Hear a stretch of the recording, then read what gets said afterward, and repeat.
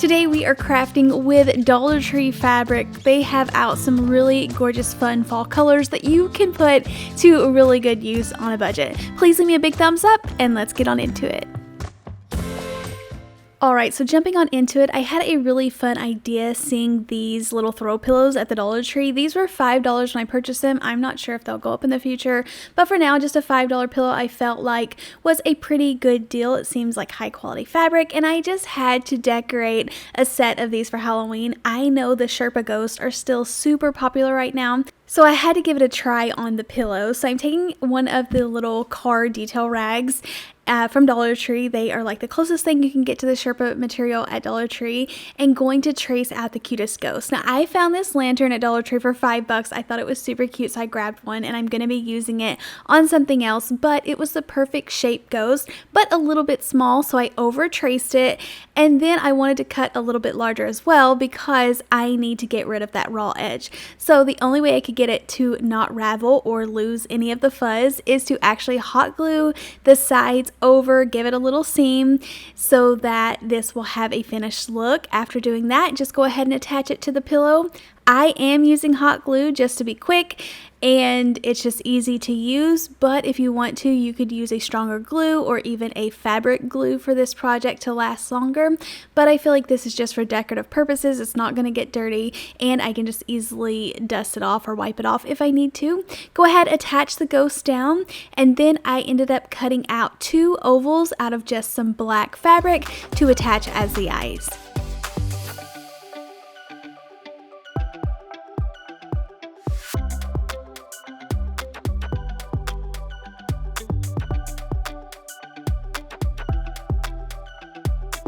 I have seen so many little ghosts with bows on their head. I know bows are really in right now, but it's something that I've just always loved. So I added the black and white gingham bow to the top, but you could skip that if you don't like it. Gave it a little mouth with a Sharpie marker. But the cutest part of this ghost is that I found the cutest little candy corn piece from a garland that I already had on hand, but I wanted it to really be holding something like you always see the Sherpa ghost holding a pumpkin. I couldn't find the perfect size pumpkin that was cloth, but I did find this piece of candy corn.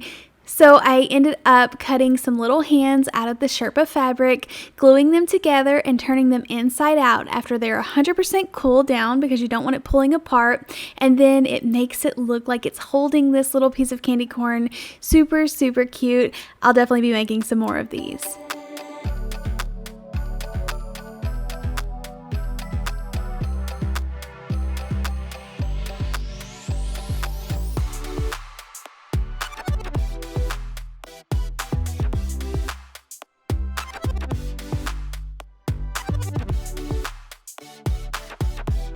While I found a ton of fall fabric at the Dollar Tree this year, I didn't find a lot of Halloween fabric. So this did come from Walmart, and I think it might have been last year. I just found it in my crafting stash. But the black and the stripe is from Dollar Tree. You definitely don't have to have Halloween fabric to make this. If you just have the colors, you pretty much get the point. But I wanted to make some cute little fabric wrapped candies. I saw something similar to this on Pinterest, and I just loved it so much, but I definitely wanted to change the colors of it. So I go ahead and get these little styrofoam balls. I found this in a 6-pack at Dollar Tree.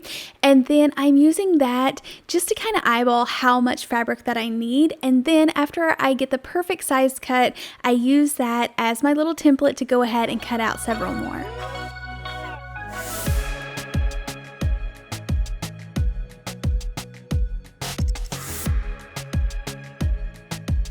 I use a pair of pinking shear scissors just to get that little zigzag edge on the sides of it. I did not want to keep the straight edge. I felt like the little zigzags looked more like candy, like a candy wrapper that you would see. So go ahead and just roll up one of these styrofoam balls, add a dot of hot glue to close the fabric off, and then tying the edges with some jute twine.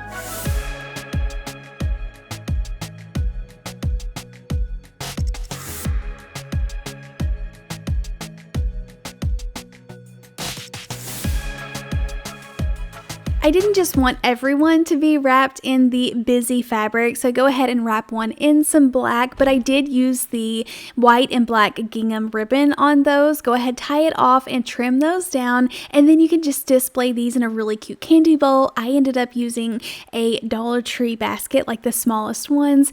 These look so good, would look so fun in like a Halloween setting in your kitchen, but I thought it was really fun. You could decorate this basket if you wanted to. I decided to leave it plain, but just stacking these up where the colors aren't touching. The only thing is I definitely need to add some more orange.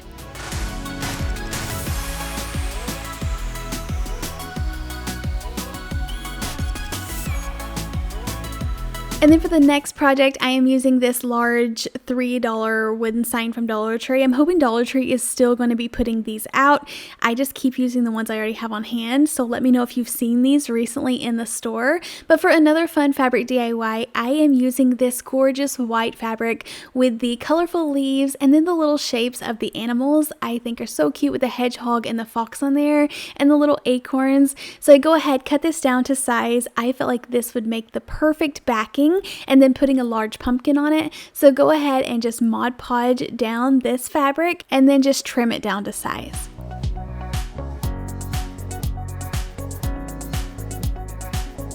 I do a lot of crafts with the yard stakes that Dollar Tree has out. It's just like a high quality like metal, and it's easy to work with. It's thin enough that you can just pop the backing off there. I just rock it back and forth.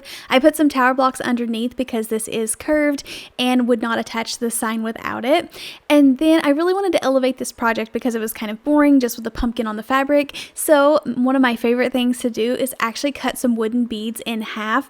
Now I need to purchase some that are pre-cut because you can do that on Amazon. Get some half beads, and it's perfect for projects like this. You would get it done a lot faster and there wouldn't be any like inconsistency. They would all look the same.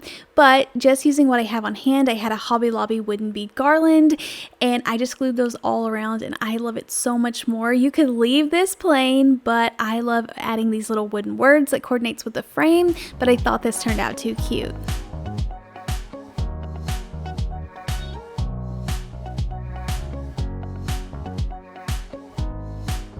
We are crafting with some toilet paper, and this is something that you can actually like not ruin the toilet paper. So this is a DIY that's perfect for dressing up the toilet paper that's hanging out maybe behind your toilet or on a shelf or something in your bathroom. This will dress it up really cute, or you can kind of put it in your hallway or anywhere else where you want to add in some colorful pumpkins. For this, for the toilet paper, you want to go ahead and unroll it just a couple of feet and then roll it back up a little bit messy. So it's going to create a little bit of a shape to a pumpkin, and then I take a piece of Dollar Tree's fabric and then just kind of stuff it inside the paper towel roll. So I try to do this kind of neatly, kind of messy, it doesn't really matter, but just making sure that none of the edges are going to stay exposed, getting as much as I can down in there. And then I'm going to use some of Dollar Tree's stems to put down in the hole. But if you don't have this, you definitely can go out in the backyard and just get any type of branch or limb and cut it with your miter shears.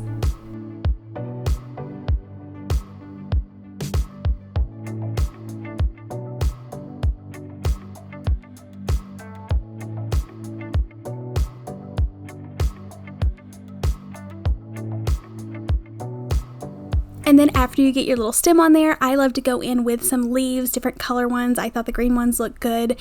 They were contrasting with the orange. And then on the darker colored pumpkins, I went ahead and just added some little berries or whatever you would like. Dollar Tree has out so many faux florals right now, but these look so cute and would be adorable in like a guest bathroom.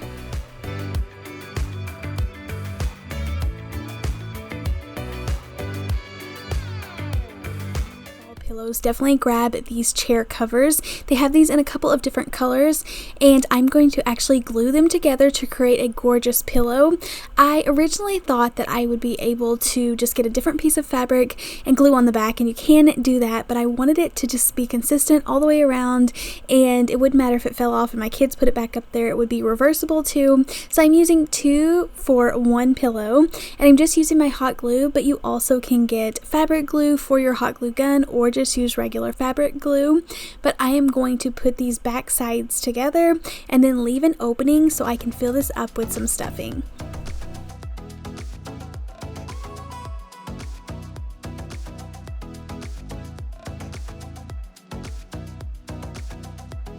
Now stuffing can be pretty expensive, so I'm just going ahead and filling this with an old pillow. This is something that's going to be sitting out on like my covered patio area, and I'll bring them in if it's raining.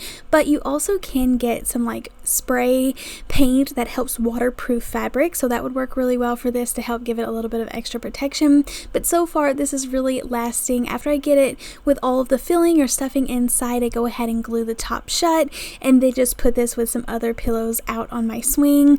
But I feel like they are so cute, and I just want to make so many of these.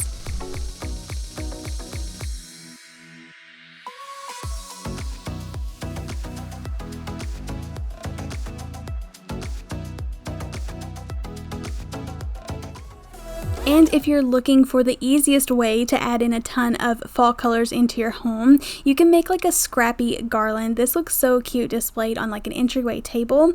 I am picking the brightest to start with, and I thought that I would kind of intertwine this one in the most, but then I ended up just kind of doing a pattern over and over.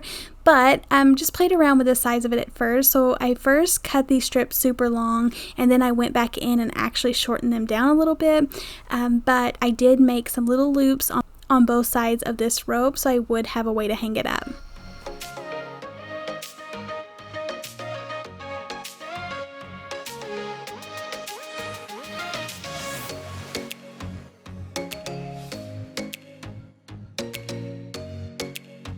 After I cut a ton of strips, I'm just going to go in and tie them around some nautical rope. You can cut the rope down to whatever size garland that you want to make. I just left it super long, but mixed in orange, some of this black and white gingham. I found this adorable little gnome pattern, and even though you're not able to like read what it says, it still looks really cute, and it's bringing in a ton of different colors, as well as the little like ticking stripe, I think it's called, fabric.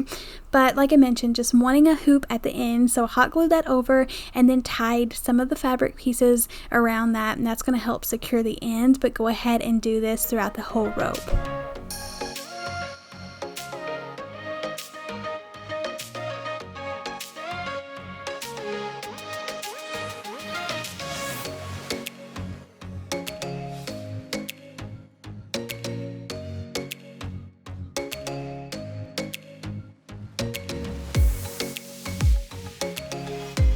Whenever you are tying these on, you can go by a pattern. I just kind of did them in order that I had cut the fabric out, but don't worry about the pieces flipping backwards. It's just going to make it look a lot nicer, and like I mentioned, like that scrappy look.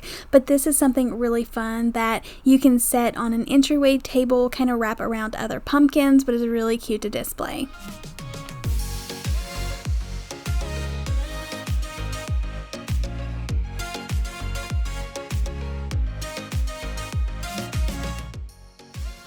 This is in the Dollar Tree Plus section for $5, but it is a great deal because this is a huge tray. I love the orange pumpkin one as is, but I picked up this tan version that I didn't love so much, especially like that like beige wood in the background. So I wanted to cover it with some of Dollar Tree's new sunflower fabric. I thought this was absolutely gorgeous. I knew I needed a blank slate, so I go ahead and paint this white. I accidentally add way too much paint, so I have to dip some out. But get this coated completely white, and then I'll be Mod Podging on the fabric.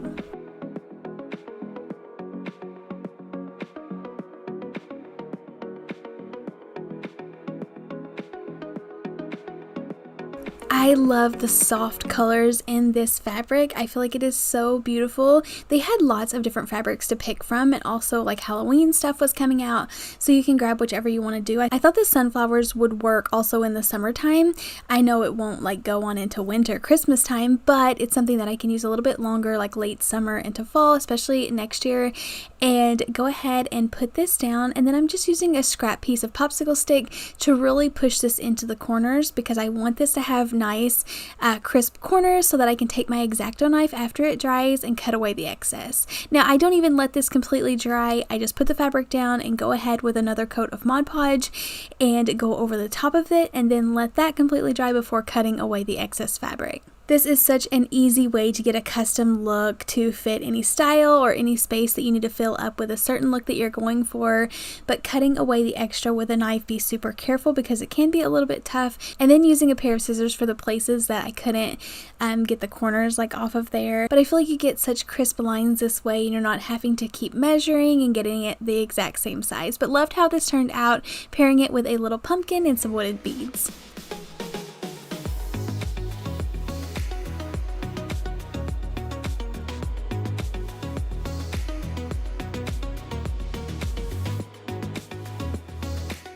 Thank you all so much for checking out today's video. Please leave me a big thumbs up and I'll see you in the next one. Happy crafting! Bye!